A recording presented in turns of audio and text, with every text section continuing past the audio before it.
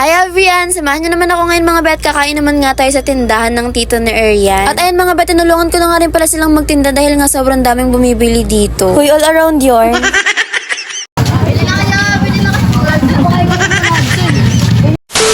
Nagugutom nga ako mga bet, kaya naman at lalabas lang ako dahil nga kakain tayo for today. Ayan, dapat kapag naglalakad ka, kumikending ka pa rin. Huy!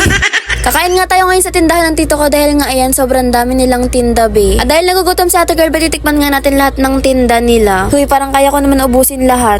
Yung kanin nga pala nila dito is Java rice, kaya naman talagang mapapa-extra rice ka sa sarap. Hey. Yung siomay nga rin pala nila dito ba ay kakaiba dahil nga siksik yung laman ng siomay nila. Big siomay na nga rin pala yan, kaya naman talagang hindi ka kukulangin dito. At dahil nga sobrang daming bumibili ba, tumulong na nga rin pala si ate girl dahil nga para may kwenta naman tayo dito. Hindi pwedeng puro ganda lang ba, kailangan din nating tumulong. By the way, ang lulutuin nga pala natin for today ay yung bagong-bago sa menu nila. Ito nga pala yung seafoods bagoong nila na 50 pesos lang. Kahit nga hindi ka na mag-ulam dito dahil nga ayan, sobrang dami ng recados nito. Plus Arian pa yung nagluto, besan ka pa. Cheers! Okay. Nilagay na nga pala yung Java rice, kaya naman ayun, luto-lutuan na naman si ate girl. Andito nga rin pala ako madalas sa tindahan nila mga be dahil nga ay nakikipagchikahan ako rito sa pinsan ko. Kung gusto nyo nga pala bumili mga be, nandito lang yan sa Tagak Ali Street, Barangay 18. Hindi nga lang pala siya may rice ang tinda nila mga be, marami pang iba. Ayan be, meron silang calamares, chicharon bulaklak, Shanghai, at syempre yung pinaka-bestseller nila yung siomay rice. At wag ka be, kompleto nga rin pala sila dito dahil nga ayan, meron silang iba't ibang klase ng sauce. Hindi nga rin pala ako makakain agad dahil nga ayan, sobrang dami pa talagang bumibili. Meron pa nga rin pala mga naghihintay, kaya naman ang sabi ko ay pipigilan ko na nga muna tong gutom ko. Siya yung nakatoka sa sa Deliver. Sige. Free delivery nga rin pala sila sa malapit mga be, kaya naman ayun, mag-message na rin kayo sa kanila. Kung malayo kayo ba, dun muna kayo sa malayo. Huy! Kaya malay nyo naman na magawa ng paraan, kaya naman alam nyo na mag-message lang kayo. Ilang kilo ng rice na ubos niya sa isang araw? Sa Java rice namin, mga 5 to 6 kilos. Ang dami. Sa siomay? Sa siomay, nasa 200, 300. Ayan, paubos na yung siomay nila. Nag-i-start pa lang Start sila. pa lang kami. Kaya Wala pa nga sila isang linggo, di ba? Ayan, pangatlong araw pa lang nila. 3 days pa lang namin to. Kapag umorder nga kayo, mamotorin lang nila, kaya naman sobrang bilis lang dadating nito sa inyo. Kung bet nyo rin naman kumain dito, pwede rin naman. So guys, meron sila ditong gloves para kahit magkamay kayo. Di ba mas masarap kumain pag nakakamay?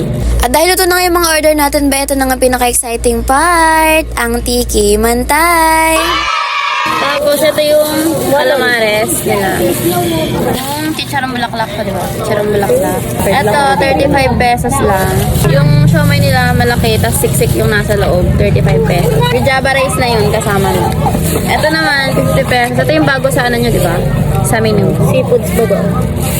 Seafoods bago. Tinikman ko na nga tong calamares nila mga bet. Kung i-rate ko nga to, siguro mga nasa 9 out of 10. Next naman nga itong Shanghai nila na sobrang sarap din, kaya naman 10 out of 10 yan, be. Sobrang panalo nga rin pala tong chicharon bulaklak nila, be, kaya naman must try talaga to.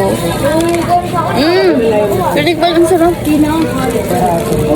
Tinutulungan nga rin pala ako ng pinsan kong kumain dahil nga alam nyo na sobrang hina ko lang talagang kumain. At syempre, ito na nga pinaka-fave na area ng siomay rice nila. 35 pesos nga lang to, be, 3 pieces na at may kasama na nga ring Java rice. Pero kung bet nyo na walang rice, pwede rin ng mga siomay lang. Ayan, tignan nyo naman yung loob, talagang puro laman. Kahit na mahina nga lang kumain sa ate girl, be, talagang napasarap nga yung kain ko dito sa kanila. Paano ba naman, be, sobrang mura lang ng tinda nila pero sobrang sasarap talaga. Baka sabihin nyo, be, sobrang bias ko dahil nga dito ko yung nagtitinda, pero hindi, be, masarap talaga, promise. Ayun, hindi na nga rin pala nakapagsalita si ate girl dahil nga sobrang busy ko na talagang kumain banda rito.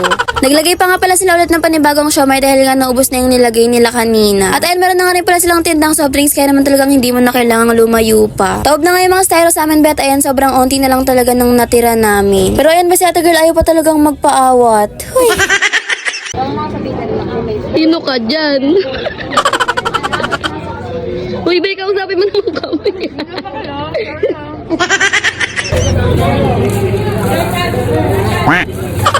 Bago ko nga pala makalimutan mga bay, yung shirt nga pala na suot ko is from 30's Grind yan. Aminin nyo ba, sobrang ganda, kaya naman kung bet nyo rin yan ay mag-message na nga rin kayo sa kanila. Hi everyone! Bili na kayo dito sa tindahan ng Yops Basabos!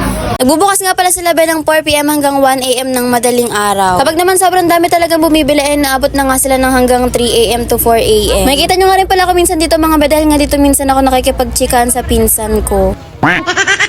Banda dito ako nanonood na nga lang talaga si ate girl sa pagsasandok ng pinsan ko dahil nga ayan, tapos na kaming kumain. Sige, sa ni Melody.